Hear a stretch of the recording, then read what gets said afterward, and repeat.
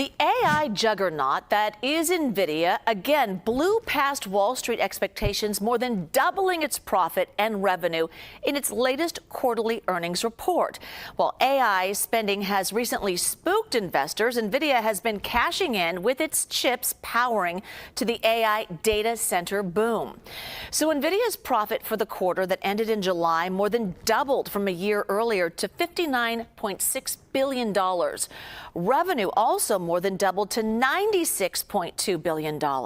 So I want to bring in Wall Street Journal tech reporter Robbie Whelan to break all this down. We're talking big numbers, hard to fathom. So what's drawing this immense growth? Well, we're as CEO of Nvidia, Jensen Huang likes to say, we're at an inflection point in AI. And what that means, and what he means when he says that, is that businesses, after years of training advanced AI models, are finally starting to deploy those models in real products, real things that make money for them. And what we've seen is the demand is just immense. I mean, there's just been a huge amount, seemingly unending appetite for buying these chips, for setting up new data centers, new clusters of computing power to power everything from chatbots that help you book an airplane flight, to drug discovery at pharmaceutical companies, to trading algorithms at big Wall Street brokerages. It's really everywhere, and it keeps on growing. And that's what we saw today in Nvidia's earnings.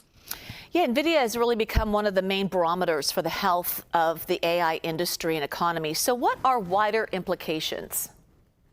Well, what was interesting about today's report was that when it first came out, Nvidia's stock price actually fell. And the reason for that is that in recent weeks, people have started to get a little worried that maybe Nvidia is overextending itself financially. And what that means is there's a lot of customers out there who want to buy computing power from Nvidia, who want to buy or lease its chips, but simply can't afford it because they can't afford to get the data centers up and running fast enough that they need. And there's just such a frenzy of demand that competition has driven up prices a fair bit.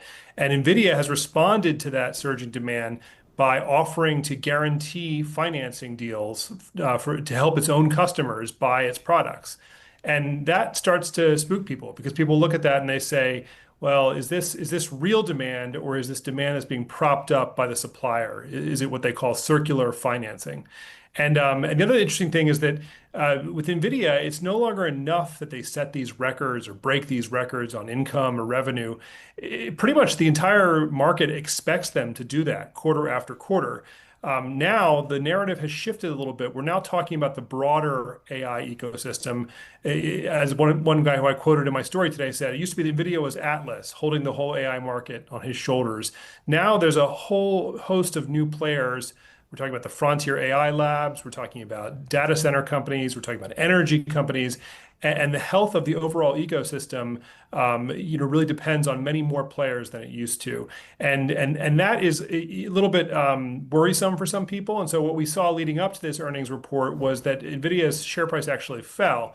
Now, during the call, Colette Kress, who's the chief financial officer of Nvidia, said that their revenue is expected to grow even more than people expect in the next fiscal year. She said that revenue will be up 70%. Previously, people had thought it would grow by about 45%. And so they just keep on hitting these home runs and projecting that they're going to hit more home runs. So at the end of the day, Nvidia's share price has started rising again, seemingly kind of quelling some of those anxieties about the AI market in general. But it's been a real roller coaster ride. There's a lot of things to be worried about, but also a lot of results on Nvidia's side to be really impressed by. All right, Robbie Whelan. Robbie, thank you. You're welcome.